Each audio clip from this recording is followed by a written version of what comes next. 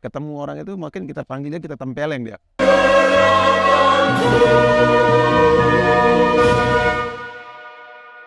Ada yang bertanya ini di channel YouTube kita ini. Oke. Saya mau bertanya tentang fenomena balas dendam politik pasca pilkada. Menurut Islam bagaimana? Oh, gitu. Iya, karena ya mungkin maksudnya ini balas dendam nggak dapat jabatan gitu. Oh, yang kayak dia pasca pilkada dia terbuang nonjok. Iya, tepat sekali. Betul, kalau dia orang swasta nggak dapat proyek. Nah, iya itu maksudnya. Ya, ya fenomena itu memang sekarang banyak. Kita hampir merata di mana-mana dan dianggap gejala normal kan. Pada pilkades, pilkada, pilpres sekalipun. Kalau karena dia musuh politik kita, maka pada saat kita berkuasa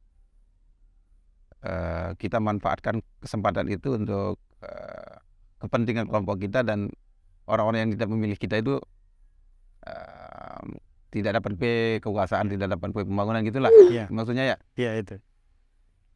Ya, saya kira yang pertama, kalau kita merujuk ke kisah di dalam Al-Quran, kalau kita dalilnya di Al-Quran itu, pertama sifat kekuasaan dulu harus kita tahu. Yang pertama, bahwa berkuasa dan kaya itu boleh dalam Islam, karena ada kekayaan yang dipuji dan ada kekayaan yang dikutukan. Kekayaan yang dipuji itu kekuasaan, dan kekayaan yang dipuji itu kayak ya, seperti Sulaiman alaihissalam, Yusuf alaihissalam, lalu Daud alaihissalam. Itu adalah raja, penguasa yang dipuji oleh Allah. Kemudian ada Namrud, ada Fir'aun, Korun. Itu orang-orang yang berkuasa dan kaya tetapi dikutuk oleh Allah Subhanahu wa taala. Nah, jadi sifat, lalu pertanyaannya, sifat kekuasaan yang bagaimana yang dipuji oleh Allah itu. Nah, kita bisa melihat raja yang tidak tertandingi, penguasa yang tidak tertandingi dalam sejarah, baik dalam kekuatan maupun kekuasaan sampai hari ini. Siapa? Sulaiman. Sulaiman alaihissalam disebut oleh Al-Quran sebagai orang yang punya kekuasaan yang nggak bisa ditandingi kekuasaan maupun kekuatannya. Ya, jadi kalau kita lihat, yang pertama, Nabi Sulaiman itu di awal-awal dia mewarisi Daud, ketika wawaritha Sulaimanu Daud wa qala ya ayyuhan nas ulimna mantiqat thair wa utina min kulli syai'in, di dalam surat An-Naml itu ayat ke-16. Ketika Sulaiman baru saja mewarisi Daud, karena dia putra Daud berkuasa, maka Nabi Sulaiman mengumumkan ke publiknya, ya ayyuhan nas, wahai sekalian manusia, rakyat saya, ulimna mantiqat thair, saya diberikan oleh Allah, diajarin oleh Allah percakapan binatang, percakapan burung-burung. Wa utina min kulli syai'in, dan saya juga diberikan banyak hal, segala sesuatu banyak diberikan kepada saya. Nah, yang menarik dari pernyataan Sulaiman itu, apa pentingnya Sulaiman diajarin bahasa Bahasa burung. bahasa binatang lagi, bukan bahasa manusia. Tentu kalau bahasa manusia dia bercakap-cakap dengan bahasa manusia, tapi dia juga diberikan percakapan dengan percakapan burung-burung, binatang. Apa pentingnya itu? Jadi yang diinginkan oleh Allah itu adalah dia, Sulaiman, bisa bercakap-cakap dengan seluruh warganya, seluruh makhluk yang berada di dalam kekuasaan dia. Jadi bukan hanya manusia, tetapi juga hewan. Artinya apa? Untuk apa dia bercakap-cakap? Itu artinya bahwa Nabi Sulaiman ketika menjalankan kekuasaannya itu, dia harus demokratis dan menyerap aspirasi. Dia harus tahu kebutuhan, mengajak masyarakatnya, masing-masing klan, masing-masing kelompok, masing-masing spesies butuh kebutuhan yang berbeda kan. Burung punya kebutuhan yang berbeda dan begitu juga jin, lalu ada manusia yang jadi rakyatnya dia. Nah, jadi dia mengakomodir, menyerap aspirasi. Jadi dia tidak menjalankan, artinya satu, kekuasaan Sulaiman itu sifatnya partisipatif demokratis. Dia bottom up to top. Jadi dia menyerap aspirasi dari bawah. Nah, itu yang pertama. Yang kedua, Ternyata Sulaiman ketika berkuasa itu tidak hanya mendatangkan kemaslahatan, keadilan untuk manusia, tapi disebut binatang gitu. Jadi makhluk. Artinya bahwa kekuasaan itu haruslah mendatangkan kemanfaatan, kemaslahatan, bukan untuk seluruh alam. Seluruh orang yang berada di bawah kekuasaannya, baik lingkungan, manusianya, hewan-hewannya, itu harus mendapatkan keadilan, harus mendapatkan manfaat dari kekuasaan itu. Artinya kalau hari ini orang bicara tentang misalnya, banyak orang mengkritik rezim yang dia bisa membangun pembangunan manusia, modern dia pembangunan infrastruktur, ekonomi, tetapi dengan cara yang melupakan environmental etika lingkungan. Karena apa? Dia melakukan pembangunan, tapi dengan cara merusak lingkungan. Artinya dari manusia dapat manfaatnya dari pembangunan itu, tetapi lingkungan rusak. Pada akhirnya kan manusia juga makhluk hidup yang lain rusak. Pada akhirnya kemudian karena ini kita manusia hidup di dalam lingkungan itu, karena ya mau nggak mau dia manusia pada akhirnya akan menderita juga. Ya kita lihat misalnya di Bima sekarang, di Sumbawa hari ini orang mengejar kemakmuran ekonomi, dari ekonomi jagung, mau dapat jagung untung jagung sebanyak-banyaknya, tapi mereka kemudian lupa environmental etik tadi itu dengan cara merusak, membabat hutan. Apa yang terjadi? Mereka dapat uang ratusan juta, tetapi puluhan miliar dari itu hilang ketika banjir datang, kekeringan datang. Itu nggak ada gunanya. Jadi itu yang kedua. Yang pertama tadi dia partisipatif, yang kedua bahwa kekuasaan itu harus rahmatan lil alamin, memberi manfaat pada seluruh alam. Iya, alam. Jadi termasuk misalnya memperhatikan kalau orang hari ini bicara tentang environmental etik, Islam sudah memperkenalkan itu. Nah, ini kemudian dilanjutkan lagi di kisah berikutnya adalah ketika Sulaiman datang dengan pasukannya yang besar, datang di sebuah lembah yang disebut dengan Wadin Namal, lembah semut. Lalu apa yang dikisahkan Allah di sana? Seekor semut berkata, "Ya ayyuhan namlu dukhulu masakinakum." Wahai, kata seekor semut perempuan betina menyeru kepada rakyatnya, "Wahai semut, segera masuk ke dalam lubangmu, karena nanti jangan sampai Sulaiman datang menginjak kamu binasa, sementara Sulaiman tidak menyadari hal itu." Wahum la yash'urun katanya. Apa pelajaran yang ingin diberikan Allah kepada kita dari dialog adegan ini yang di dalam Al-Quran ini? Yang pertama bahwa kekuasaan Sulaiman itu karena saking adilnya, kekuasaan itu hendak idealnya sampai tidak seekor semut pun, yang makhluk paling kecil, rakyatnya paling kecil, itu tidak terzalimi oleh kekuasaan. Jadi dia harus adil. Harus adil, sampai seekor semut pun nggak boleh terzalimi. Tapi keadilan yang bagaimana? Keadilan yang diinginkan itu adalah yang tadi itu, wahum la yash'urun. Mungkin orang akan berkilau, kita kan manusia, pemimpin juga seorang manusia. Jadi, bagaimana dia harus memperhatikan sampai seekor semut sekalipun? Harus mendapat keadilannya. Ya, pernyataan itu sudah dikapar sama wahum la yash'urun.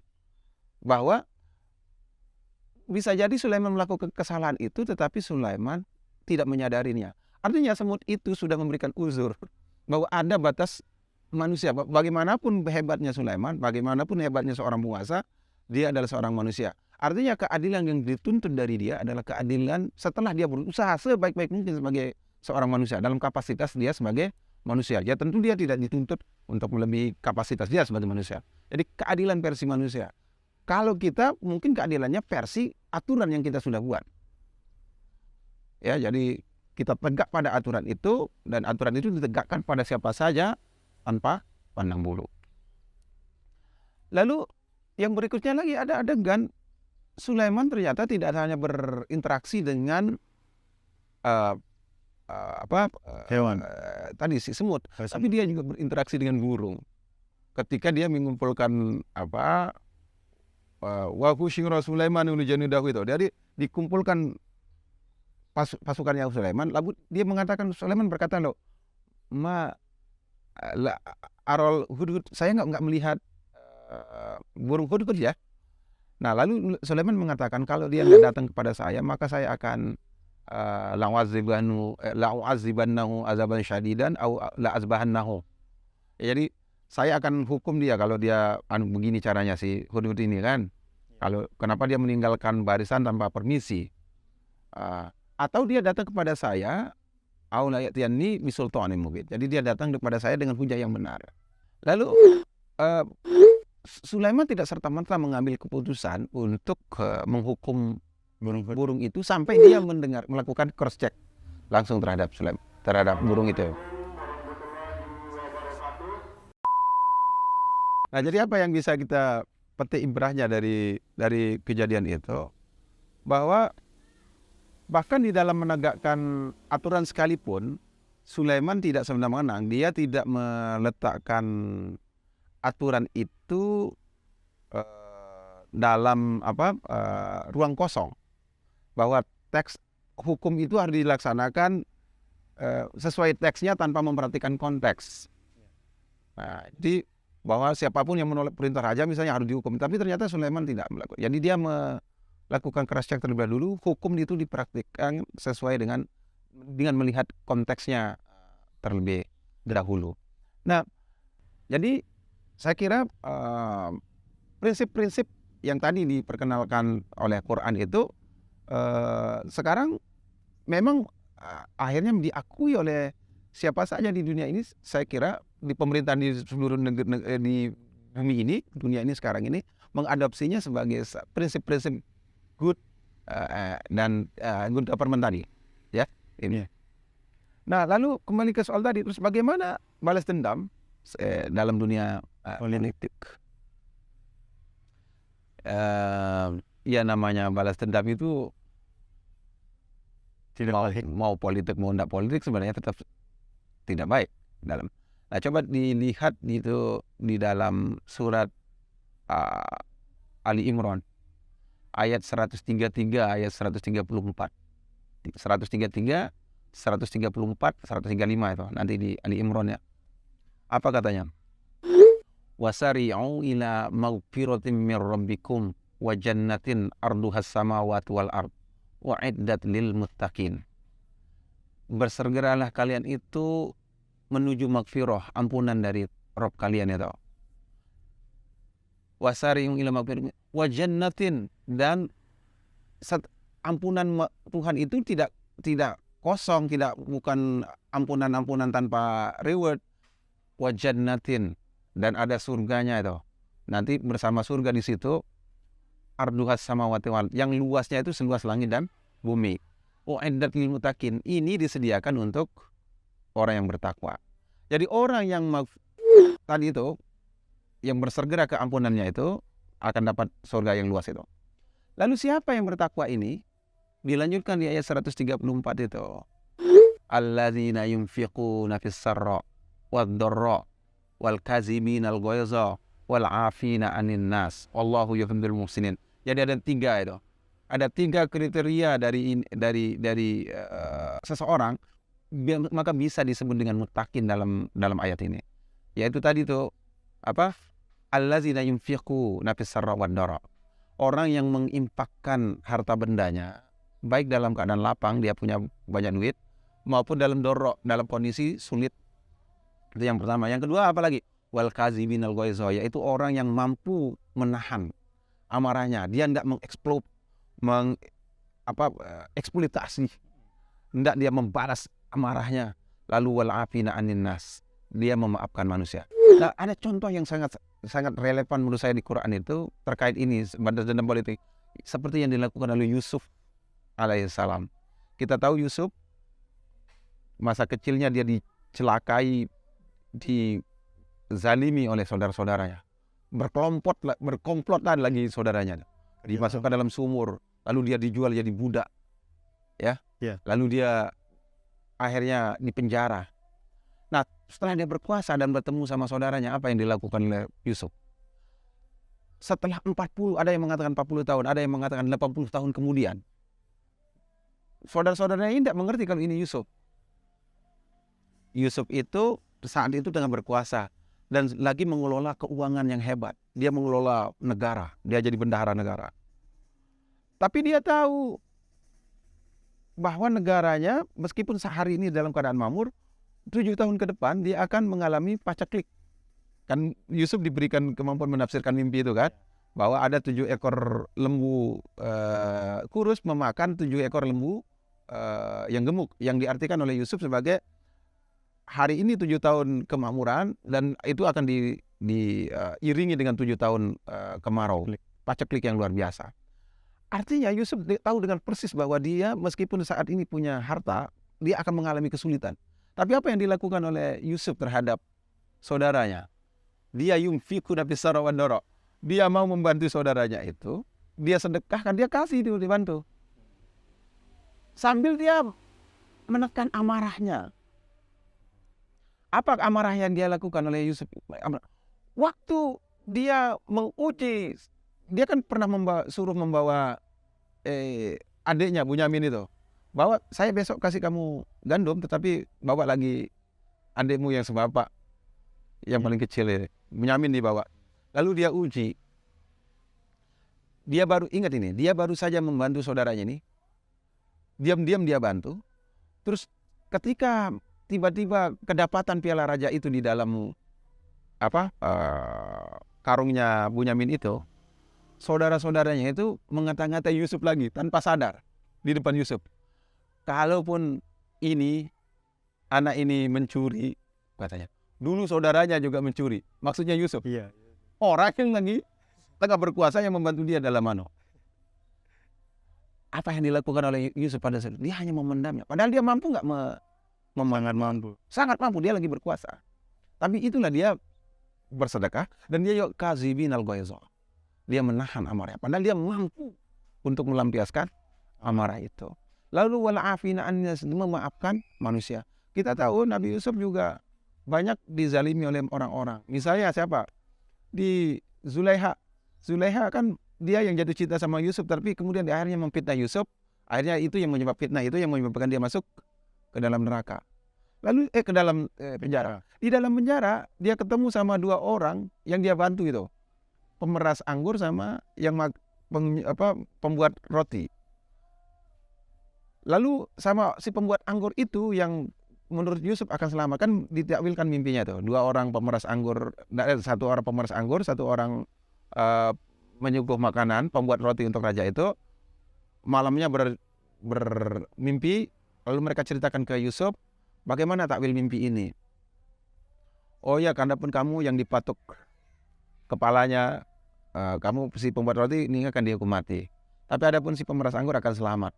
Maka lalu Yusuf berkata kepada orang itu, nanti kalau kamu keluar dan bekerja kembali sama majikanmu, tolong kasih tahu saya keadaan saya, minta tolonglah, saya sudah terlalu lama di penjara ini karena kesalahan yang saya tidak perbuat, karena fitnah dari Aziz dan istrinya Zulaiha itu kan. Jadi kasih tahu majikanmu persoalan sebenarnya supaya dia mengeluarkan saya dari penjara. Tapi apa yang terjadi? Si pemeras anggur itu justru lupa sampai bertahun-tahun. Dikisahkan ada yang mengatakan sampai 7 tahun. Masa lupa sampai 7 tahun? Sampai kemudian ada cerita di mana raja itu bermimpi dan tidak ada yang bisa menakwilkan mimpi itu. Baru kemudian si pemeras anggur itu ingat, oh ya dulu saya pernah ditolong tuh sama ada seseorang di dalam penjara. Nah, ketika Yusuf sudah berkuasa, apa yang dilakukan terhadap Zulaiha dan terhadap ini? Mungkin kalau kita, menurut kamu, kalau Ivi ketemu orang itu, mungkin kita panggilnya, kita tempeleng dia. Kamu yang bikin. Tapi yang dilakukan Yusuf apa? Wal afina anin nas. Dia memaafkan manusia. Dia tidak melakukan apa. Maka Zulaiha akhirnya dinikahi sama Yusuf. Si pemeras anggur nggak diapa-apain sama Yusuf. Nah, jadi saya kira itu jawaban untuk pertanyaan tadi, apakah boleh balas dendam. Kalau mau Anda berkuasa dan kekuasaan Anda dipuji dan mendapatkan surga seluas langit dan bumi tadi itu, maka hendaknya meniru kekuasaan dan perilakunya Yusuf ketika dan Sulaiman ketika dia berkuasa tadi. Tapi wallahu alam.